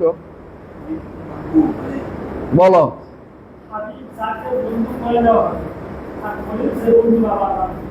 এটা বেদাতীদের কথা, যাক তুমি মুখস্থ করছো অন্তত, এটা ঠিক নয়। হাবিব হচ্ছে যে কোনো মানুষ হাবিব হতে পারে, হাবিব যে কোনো মানুষ হতে পারে। মানে তুমি আমার হাবিব, মহাব্বত, যে মহব্বতের মানুষ, বুঝো না? হাবিব শব্দের অর্থ কি? মহব্বত থেকে আসছে। ভালোবাসার সামান্যতম আঁচ থাকলেও সেটা হাবিব হতে পারে, বুঝে আসছে কথাটা? তো এই জিনিসটা আমাদের দেশে যারা সুন্নি, তথাকথিত সুন্নিরা, এরা বলে রাসূলুল্লাহ সাল্লাল্লাহু আলাইহি ওয়াসাল্লাম হচ্ছে তিনি হাবিবুল্লাহ। তো কিন্তু খালিলুল্লাহকে তারা আরেকটু কি মনে করে? ডাউন মনে করে। অথচ দেখো হাদিসে কি আসছে, ইন্নাল্লাহ ইত্তাখাযানি খালিলান, আল্লাহ আমাকে খালিল হিসেবে গ্রহণ করেছে। তোদের হাবিব কই গেল? আল্লাহ আমাকে খালিল হিসেবে গ্রহণ করেছেন, এবং বিশুদ্ধ কোনো হাদিসে এটা আসে নাই যে আল্লাহ তাআলা মুহাম্মদ সাল্লাল্লাহু আলাইহি ওয়াসাল্লামকে হাবিব হিসেবে গ্রহণ করেছেন। বিশুদ্ধ কোনো হাদিসে আসে নাই, কোরআনও আসে নাই, হাদিসেও আসে নাই, বিশুদ্ধ হাদিসে আসে নাই। একটা হাদিস আসছে একেবারেই বানোয়াটের কাছাকাছি, এটা ছাড়া বিশুদ্ধ কোনো হাদিসে হাবিব বলাই হয় নাই। তাহলে হাবিব বলা যাবে না আমরা বলছি না, কিন্তু হাবিব খলিলের উপরে এই কথা কোনোভাবেই সত্য নয়। বরং খালিল হচ্ছে খাল্লা এখেল্লু অর্থ খিলাল, বুঝিনি? খিলাল, হ্যাঁ, মানে ভিতরে ভিতরে প্রবেশ করা, নারী বুড়িতে ঢুকে যাওয়া। খাল্লা এখেল্লু কোনো কিছু খাল শিরকা যেমন এর ভিতরে যিনি বজ্জা দিয়ে বানায়, এটার ভিতরে ভিতরে ঢুকে যায়। তো খালিল হচ্ছে যার মহব্বত অন্তরের রন্ধ্রে রন্ধ্রে প্রবেশ করে, এবং এটা দুইজনের কথা কোরআনে কারিমে উল্লেখ করা, হাদিসে উল্লেখ করা হয়েছে। রাসূলুল্লাহ সাল্লাল্লাহু আলাইহি ওয়াসাল্লাম বলেছেন যে ইব্রাহিম আলাইহিস সালাতু ওয়াস সালাম খালিলুল্লাহ, তোমাদের নবী বা আমিও আল্লাহর খালিল, আল্লাহ তাআলা আমাকে খালিল হিসেবে গ্রহণ করেছেন, যেমনিভাবে আল্লাহ তাআলা ইব্রাহিমকে খালিল হিসেবে গ্রহণ করেছেন। তাহলে হাদিস সরাসরি যে আল্লাহ তাআলা তার নবীকে খালিল হিসেবে গ্রহণ করেছেন। এখন আপনি যদি বলেন যে না, খলিল হিসেবে হাবিব হিসেবে আল্লাহ গ্রহণ করলে হাবিব হয়ে যায়, তো এটার কোনো দলিল নাই। আমরা দেখতে পাচ্ছি আল্লাহ খালিল হিসেবেও কাকে গ্রহণ করেছেন? মুহাম্মদ রাসূলুল্লাহ সাল্লাল্লাহু আলাইহি ওয়াসাল্লামকে গ্রহণ করেছেন। সুতরাং এটাই শুদ্ধ যে খালিল হচ্ছে সর্বোচ্চ মর্যাদা। এর উপরে বই আছে একটা, ইবনে কাইয়িম রাহমাতুল্লাহ, একটা বই আছে রাউদাতুল মুহিব্বিন, ওটার মধ্যে তিনি উল্লেখ করেছেন অনেকগুলো স্তর আছে ভালোবাসার, অনেকগুলো স্তরের মধ্যে সর্বশেষ স্তর হচ্ছে খুল্লাহ। এরপরে যেটা হবে এটা হচ্ছে তাইয়ামাহুল হুব, তাইয়ামাহুল হুব, ভালোবেসে দাস হয়ে যাও, দাস, হ্যাঁ। তো ভালোবেসে দাসত্ব গ্রহণ করা, তো তাকে কারো কোনো সময় এইটা আল্লাহ ছাড়া কারোর জন্য হতে পারে না। কিন্তু যারা শিরি ফরহাদ অথবা লাইলি মজনু এদের উদাহরণ দেয়, তারা কি বলে যে হ্যাঁ তিনি তো যার প্রেমে পাগল অমুক, হ্যাঁ, ওই প্রেমে পাগল হওয়া জায়েজ নেই। একমাত্র আল্লাহকে ভালোবেসে কেউ যদি কোনো মা হয়, বেরিয়ে যায়, কথা জানে না, কি করছে বলতে পারবে না, আল্লাহর ভালোবাসা সেটা জায়েজ, কিন্তু সীমা লঙ্ঘন করতে পারবে না। সীমা লঙ্ঘন বুঝেন কিনা? হ্যাঁ, আল্লাহর ভালোবাসা সাহাবায়ে কেরাম কি বেহুশ হয়ে পড়িয়েছিল 2 দিন? আল্লাহর ভালোবাসা যায় গাছে উঠে, রাস্তায় উঠে গেছে, ওই এত উঠে গেছে, ওই যে কি হুজুরের গায়ে দৌড় পড়ছে, এটা কিন্তু হ্যাঁ প্যান্ডেলে তোদের দেশে না, তোদের দেশে সামগুড়িকে ওদের দেশে প্যান্ডেলের উপর দিয়ে পড়ে উজানি উজানি। হ্যাঁ, তো এই যে আল্লাহর ভালোবাসার সীমা সাহাবায়ে কেরাম লঙ্ঘন করেন নাই, এই জন্য এই ভালোবাসার সীমা লঙ্ঘন করাটা বেয়াদবি, বেয়াদবি, বুঝলেন না কথাটা? কারণ এটাই ভালোবাসা কিসে মিশ্রিত, ভালোবাসার সাথে ভয়ও মিশ্রিত, আশাও মিশ্রিত। এই ভালোবাসা শুধু ভালোবাসা হলে এটা বলে ভক্তিবাদী। আর ভক্তিবাদ হচ্ছে সম্পূর্ণ ইসলাম বিরোধী। ভক্তিবাদী যে যারা জিন্দিক, তারা ভক্তিবাদীরা জিন্দিক। এই জন্য কেউ যদি বলে আমি অমুকের ভক্ত, আমি বলে আস্তাগফিরুল্লাহ, ভক্তি হইও না, তাকে ভালোবাসো। ভক্তি শব্দটা এখানে আসবে না, কথা বলছেন কিনা? ভক্তিবাদী আলাদা আলাদা। ভক্তিবাদী হচ্ছে আমি আবেগ দিয়ে যেটা তাড়িত হয়, আবেগ তাড়িত যে ভালোবাসা, এটা ভক্তিবাদ। এবং এটাতে সে শরীয়তের তোয়াক্কা করে না, সে মনে করে আমি যেহেতু ভালোবাসি তাকে আমি যা ইচ্ছা তা করতে পারি। ওই যে বলে যে মজনু হ্যাঁ কুকুরের পায়ের মধ্যে চুমা দিচ্ছেন, তাই না? তো জিজ্ঞেস কুকুর পা দিচ্ছে কেন? কয় আমি সে তো আমার দিয়ার লাইলা দিয়া লাইলার বাড়িঘর দিয়ে ঘুরে আসছে, এই জন্য দুটা কুকুর চুমা দিচ্ছে। শরীয়তে ওইসব আবেগ কোনো স্থান নাই। শরীয়ত আবেগটা কি দিয়ে আবেগ নিয়ন্ত্রণ করতে হবে? শরীয়ত নিয়ন্ত্রণ করতে হবে। বলে যে আপনার আবেগে একটা জায়গায় থেমে যেতে হবে। আপনি যদি কোনো আল্লাহর ব্যাপারে এমন কোনো কথা বলেন, আপনি যদি আল্লাহর ব্যাপারে এমন কোনো কথা বলেন যেই কথাটি আপনি বুঝতে পারেন যে এটা আদবের বাইরে চলে গেছে, তখন সঙ্গে সঙ্গে এটাকে ফিরে ফিরে আসতে হবে। কিছু মানুষ আছে আল্লাহ তুই একেবারে ন দিলে মানে খারাপভাবে কথাবার্তা বলে আল্লাহকে, এগুলি কোনো ইসলামে জায়েজ নেই। কারণ এটা হচ্ছে কি হ্যাঁ দুলালি বানা, দুলালি বুঝেন তো? আল্লাহ লাগার দুলাল বুঝেননি? আল্লাহ লাগার দুলাল বুঝেননি? কি ছেলে একবারে আবদার করে বসে রয়েছে, হ্যাঁ আমারে একটা হ্যাঁ ইয়া কিনে দিত, বাস্কুপ কিনে দিত, এবং হ্যাঁ বুঝেন নাই? আল্লাহ দুলাল যারা এটা বলে তাদাল্লুল বলে, তাদাল্লুল বলে। কোনো কোনো বাচ্চা নষ্ট হয়ে যায় পিতামাতার অতি আদরে, অতি আদরে। তো কেউ যদি নিজেকে মনে করে আমি আমার রবের একবার অতি আদরের বান্দা, হ্যাঁ এই জন্য নিজে ভয় না থাকে, সেখানে আশার কথা না থাকে, সেখানে ভালোবাসা দিয়ে আমি অতি আদরের এবং আবেগ দিয়ে এইটা করে ওইটা বলে ওইটা করে ফেলে, এটা জায়েজ নেই, হারাম। এই যে বললে এটা জিন্দিক হয়ে যাবে। কারণ আর সবসময় মুহাদ্দিসিন মুফাসসিরিন একটা কথাই বলতেন যে যে ব্যক্তি আল্লাহর ইবাদত করবে শুধু ভালোবাসা দিয়ে, সেই ব্যক্তি জিন্দিক, বুঝে আসছে? আর যে ব্যক্তি শুধু ভয় দিয়ে ইবাদত করবে সে ব্যক্তি খারেজি, আর যে ব্যক্তি শুধু আশা দিয়ে ইবাদত করবে সে ব্যক্তি মুরজিয়া। তাহলে বোঝা গেল এই ভালোবাসার জায়গাটা কখনো সীমা লঙ্ঘন করা যাবে না। ভালোবাসতে গিয়ে আপনাকে ভালোবাসার একটা স্তরে থাকতে হবে যে আমার এই কথা, আমার আচরণ, আমার ভালোবাসা, আমার আচরণ, আমার কর্মকাণ্ড যেন আল্লাহর শরীয়তের সীমার বাইরে না যায়। আপনি যদি বলেন আল্লাহরে পাইলে আমি গাছের মাথায় তেল দিয়ে দিতাম, এইটা এইগুলো হচ্ছে সীমা লঙ্ঘন করা। কারণ আপনি আল্লাহর মাথার কথা আপনাকে বলছে কোথাও, তো আপনি বাড়াবাড়ি করতেছেন না? আল্লাহ কি তেলের দরকার আছে? আল্লাহ বলছে।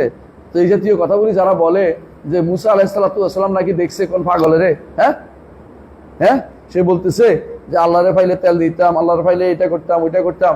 তো মুসা বলছে, এক ধমক দিছে, ধমক দিয়ে বলছে এই তুই কি বলিস এগুলি?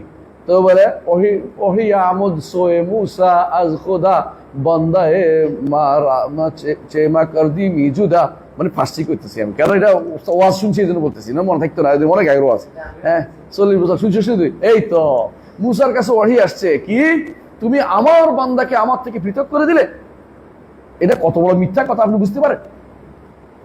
মুসা আলাইহিসসালাম পাগলের ধমক দিয়েছে, 100% ঠিক ছিল ধমকটা। আল্লাহর পক্ষ থেকে ওহি আসে নাই, এটা বানাইছে ওহি। এই ওহি আসে নাই যে আমার বান্দাকে আমার থেকে পৃথক করে দিয়েছে মানে পাগলামি করতে থাকুক। এই জন্য তারা কি করে দেখবেন যে পাগলামি করে চলতেছে, কথা উনি তো মাজুব মানে জজবার কারণে কি করতেছে এগুলি ধরা যাবে না, উল্টা পাল্টা করলে এগুলি কথা বলা যাবে না। জজবা হালতে বলছে, হালত জজবা হালতে অমুক, হালত অমুক, এই আহওয়ালগুলি শয়তানের আহওয়াল। এই জন্য আবু বকর শিবলিরও ধরা খাইছে একবার। আবু বকর শিবলি তিনি ছিলেন ওই অনুরূপভাবে আরো কয়েকজন। এদেরকে যখন জিজ্ঞাসা করেছে যে আপনারা তো দুনিয়াতে অনেক হাল দেখাইতেন, মকাম দেখাইতেন, হাল আর মকাম বুঝো কিনা? হাল আর মকাম বুঝো কিনা? হাল আর মকাম হচ্ছে সুফিদের কাছে তুমি চেষ্টা করে একটা স্থানে পৌঁছছো জিকির করতে করতে, ওখানে গেলে তোমার উপর একটা হাল তৈরি হলো, অবস্থা আসবে, মানে একটা ভালো একটা কিছু পাইবা।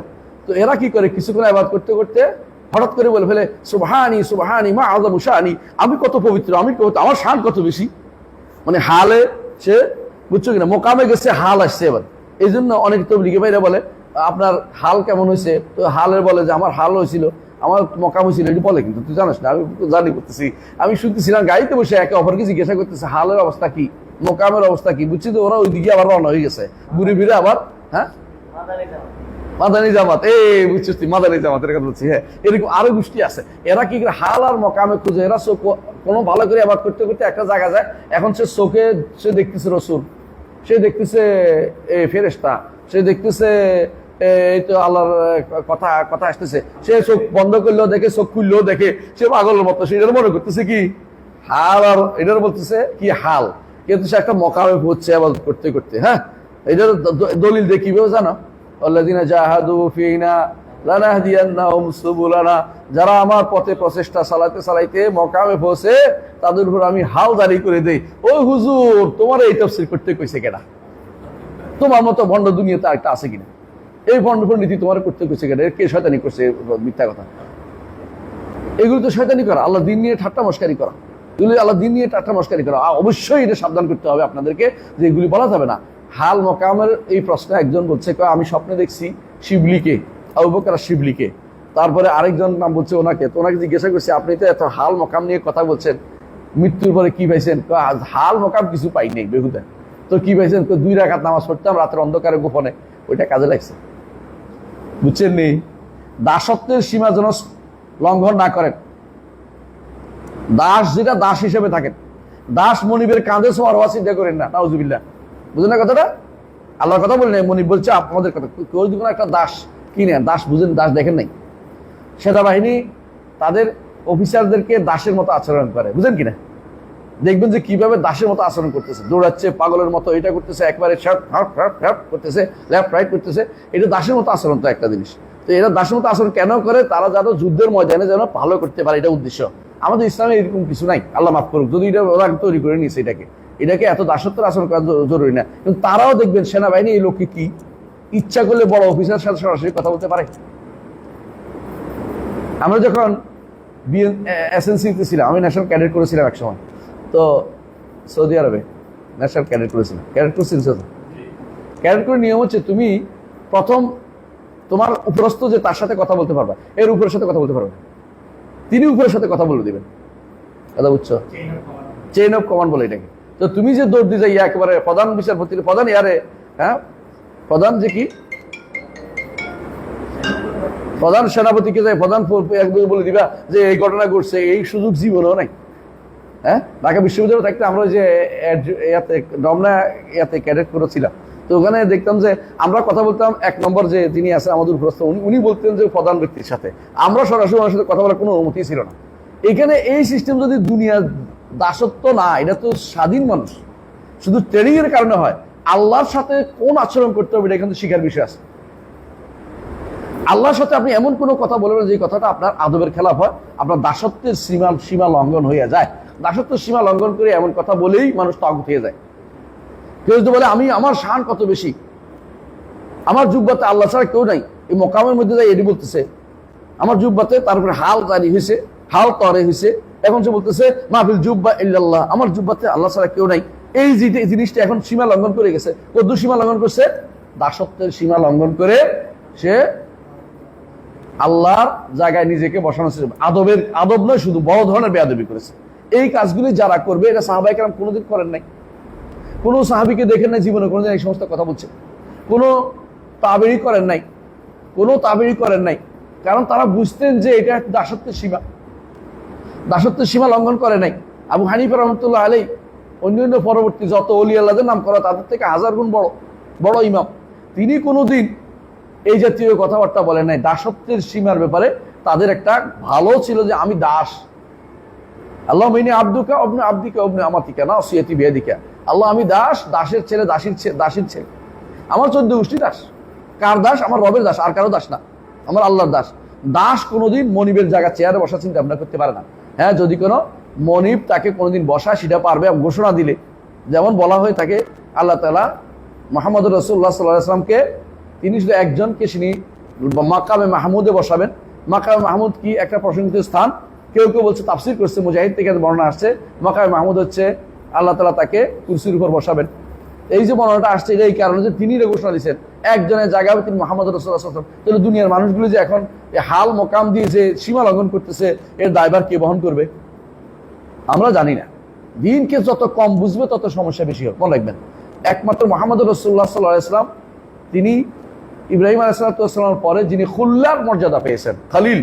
আল্লাহ ইন্নাল্লাহ তাখাযানি খালিলান কামাত তাখাযা ইব্রাহিমা খালিলান। যেভাবে ইব্রাহিম আলাইহিস সালামকে খালিল হিসেবে গ্রহণ করেছেন আমাকেও সেভাবে খালিল হিসেবে গ্রহণ করেছেন। তাহলে আল্লাহর পক্ষ থেকে হইলে হাবিব হয়ে যায়, কথাটা ঠিক নয়। বুঝে আসছে কথাটা?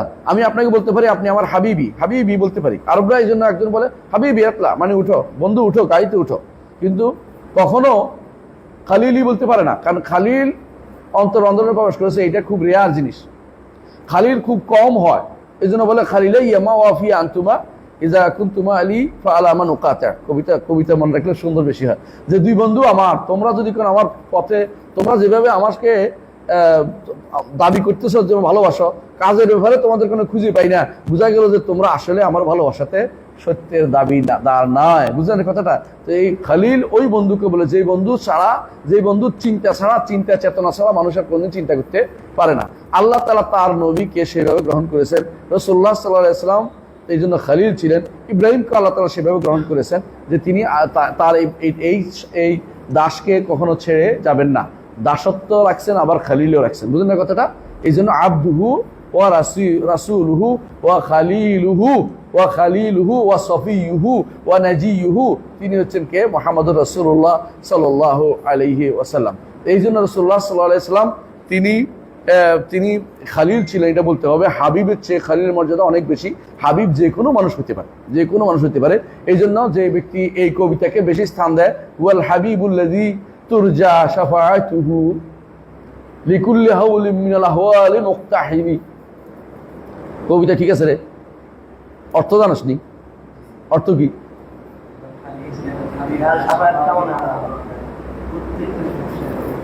প্রত্যেক সমস্যায় তিনি সেখানে কি করে?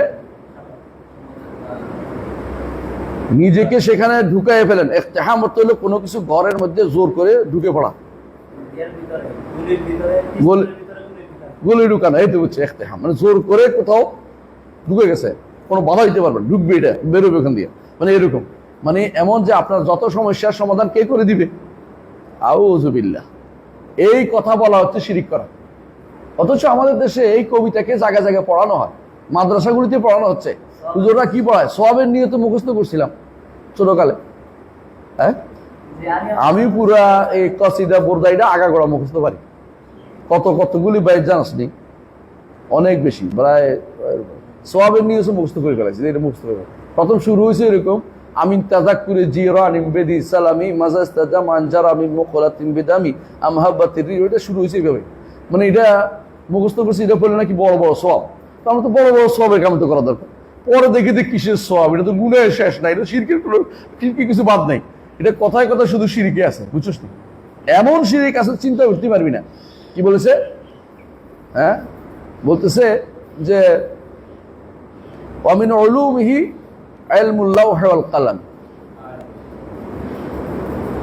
আল্লাহ রাসূলের ইলম হচ্ছে লওহ এবং কালামের ইলম তার কাছে। তো আল্লাহ রাসূল গায়েব জানছে? আল্লাহ রাসূল গায়েব জানে? ইমানদার বলতে পারে এটা? রাসূল কি গায়েবের ইলম রাখে? আল্লাহ যেটা জানাইছেন এর বাইরে তিনি জানেন না। আল্লাহ নিজে নিষেধ করে দিয়েছেন, ইল্লা মানির তদামির রাসূলিন, যদি রাসূলের কাছে কিছু পাঠায় তাহলে কি করে? আল্লাহ পাহারাদার বসায়, কেউ যেন চিনি নিতে না পারে। রাসূলকে যেটা জানিয়ে দেন, এটা ছাড়া রাসূল নিজে গায়েবের ইলম জানেন না। রাসূল নিজে বারবার বলছেন, কি বলেছেন? কুলিনিলা আলামুল গায়ব লাউ কুনতু আলামুল গায়ব লাস্তাকসারতু মিনাল খায়র। আমি যদি কোনো গায়েব জানতাম তাহলে অবশ্যই কল্যাণ বেশি বেশি করতাম। আমার এর মধ্যে বিস্তারিত আলোচনা করেছি। আশির ফিল কাদিম হাদিসের মধ্যে প্রায় 10 থেকে 15 পৃষ্ঠা রাসূল গায়েব জানেন না, এটার প্রমাণ। এটা পড়ে দেখবেন, একটা দুইটা না, অনেকগুলো। হ্যাঁ, 10 থেকে 15 পৃষ্ঠা। আলাকুল্লাহ, এটা আপনাদের এটা দৈনন্দিন জিনিস, স্পষ্ট বুঝতে পারেন। রাসূলুল্লাহ সাল্লাল্লাহু আলাইহি ওয়াসাল্লাম তার স্ত্রী ব্যাপারে বদনামি তুলছে, তিনি আল্লাহর ওহীর অপেক্ষায় ছিলেন, কিচ্ছু বলতে পারতেছেন না। রাসূলুল্লাহ সাল্লাল্লাহু আলাইহি ওয়াসাল্লাম একবার তার ওট হারিয়ে গেছে, বলতে পারছেন না ওট কোথায় গেছে। রাসূলুল্লাহ সাল্লাল্লাহু আলাইহি ওয়াসাল্লাম বিভিন্নভাবে কে এই কাজ করেছে বলতে পারছেন আল্লাহ তাআলা না দেওয়া পর্যন্ত। রাসূলুল্লাহ সাল্লাল্লাহু আলাইহি ওয়াসাল্লামকে মাঝে মধ্যে মুনাফিকরা মিথ্যা কথা বলে ধোঁকা দিত। রাসূল বলতে পারতেন না যে ধোঁকা দিছে? পরে আল্লাহ ওহী নাযিল করে বলছে লা তাকুম ফিহা আবাদান, এই জায়গায় আপনি দাঁড়াবেন না। কোন জায়গায়? মসজিদ দিরারে, লা মাসজিদুন উসসিসা আলা তাকওয়া মিন আউয়ালি ইয়াউমিন আহাক্কু আন তাকুমা ফীহি, যেই মসজিদ প্রথম দিন নির্মিত হয়েছে তাকওয়ার উপরে, সেখানে আপনি দাঁড়াবেন, এখানে দাঁড়াবেন না। রাসূল কিন্তু ওয়াদা দিয়ে দিয়েছে আমি তাবুক থেকে আসে তোমাদের এখানে যাব, কিন্তু বড় তাবুক থেকে আসে আবার ভাঙিয়ে দিছে, কাজে তো আল্লাহ মানা করছে লা তাকুম ফিহা আবাদান, দাঁড়াবেন না। বোঝা গেল যে এরকম কোনো কুফরি ওয়াদা থাকলে পূরণ করতে হবে না। হ্যাঁ, কুফরি ওয়াদা এবং গুনার ওয়াদা বুঝেন তো? গুনার ওয়াদা বুঝেন না? একজন আমার ফোন দিছে, ফোন দিয়ে বলতেছে, এটা হাসির কথা শোন, ফোন দিয়ে বলতেছে যে আমি একজনের সাথে ওই যে অপকর্ম ওয়াদা করছে, বুঝছেন তো, নারী আর পুরুষ। তো এখন ওনারে বলছিলাম যে ওনার কাছে বাইর হবো, হ্যাঁ যাবো, চলে যাবো।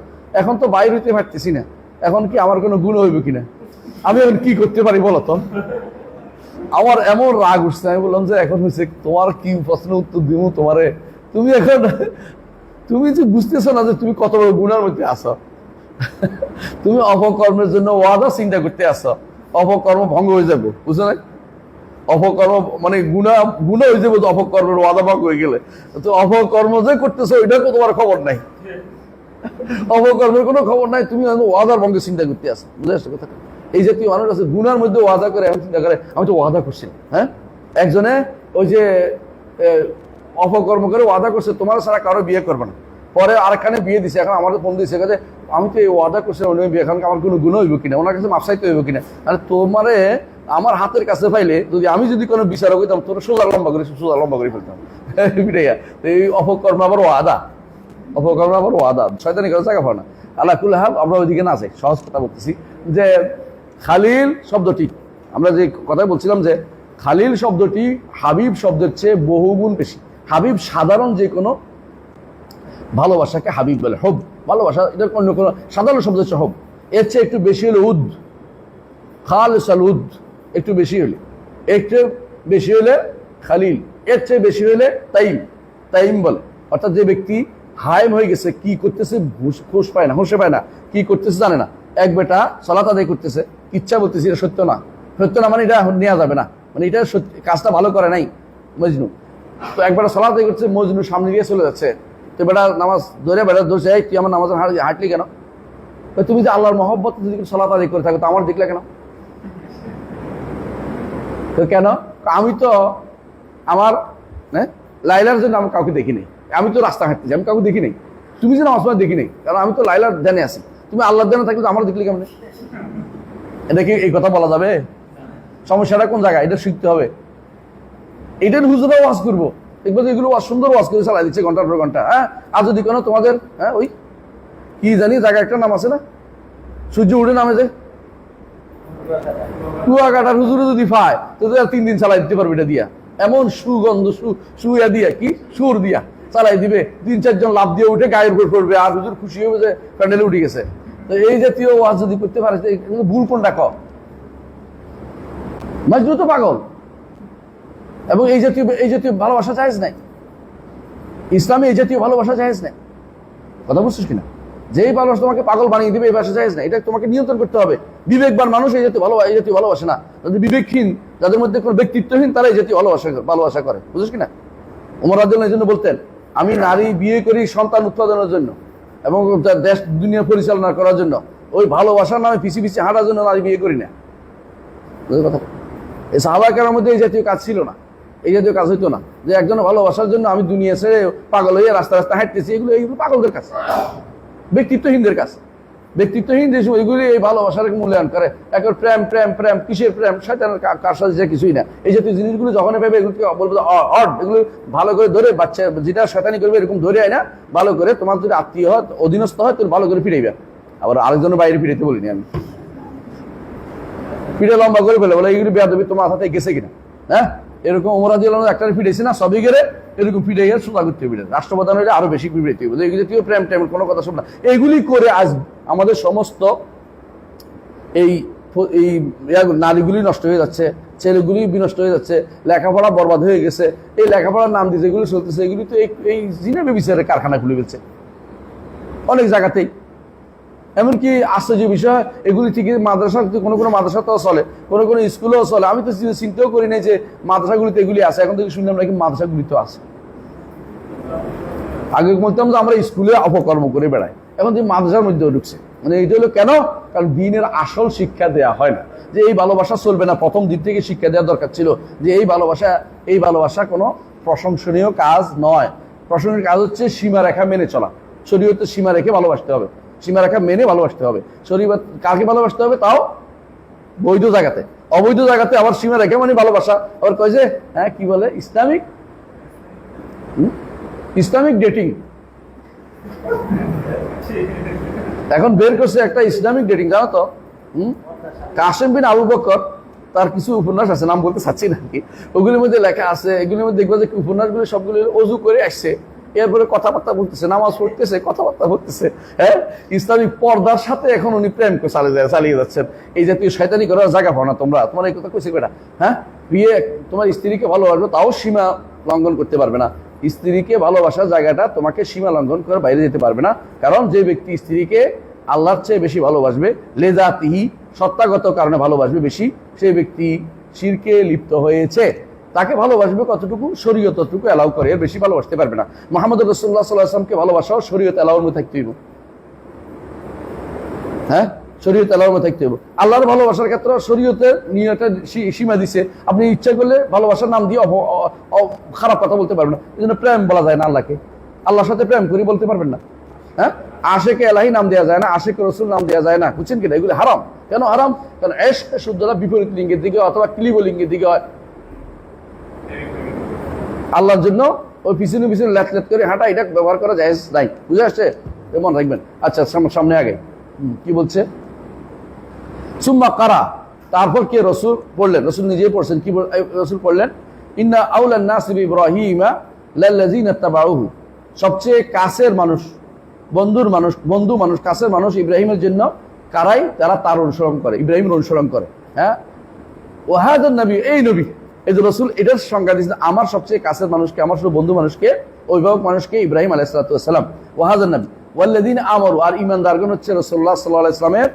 হ্যাঁ, ওয়াল্লাহু ওয়ালিয়ুল মুমিনিন, আর রাসূল বলছেন যে ঈমানদাররা আমার বন্ধু। কতকাল আমরা পড়েছি ঈমানদাররা আমার বন্ধু। এই সালিহুল মুমিনিন ওয়াল্লাহু ওয়ালিয়ুল মুমিনিন, রাওয়াহু তিরমিজি, তিরমিজি হাদিসটি বর্ণনা করেছেন। হ্যাঁ, এই হাদিসটার ক্ষেত্রে কিল কাল থাকলেও মুরসাল কেউ বলেছেন, ইমাম আহমদ মুরসাল বলেছেন। তবে সবশেষ কথা হলো এটা মুরসাল হাদিস। তো মুরসাল তো অনেক ইমামের নিকটে গ্রহণযোগ্য, অনেক ইমামের নিকটে গ্রহণযোগ্য, যদিও কোনো কোনো ইমাম বলছেন যে মুরসাল, যারা মুরসাল, যেটা এই মুরসালটা হচ্ছে মুরসালটা হচ্ছে এটা হচ্ছে মাসরুক ইবনে আজদা। তো ওনার থেকে মাসরুক একদম কেবার তাবেঈ অন্তর্ভুক্ত। তো সেই হিসাবে কেউ কেউ এটাকে গ্রহণ করে নিছে। আলা কুল্লি হাল, যদি কারণ মাসরুক ইবনে মাসউদ এভাবে আসছে, মানে অথবা মাঝখানে মাসরুক বাদ গেছে, একটা সমাজে একটা একজন বাদ গেছে, তো নিচেও শুদ্ধ, উপরেও শুদ্ধ। ইবনে হিব্বানের কায়দা অনুসারে এটা গ্রহণযোগ্য। ইবনে হিব্বানের কায়দা, আপনার তো হাদিস পড়ছেন অনেকেই। ইবনে হিব্বানের কায়দা কি? নিচে আর উপরে বর্ণনাকারী, নিচেও শুদ্ধ, উপরেও শুদ্ধ।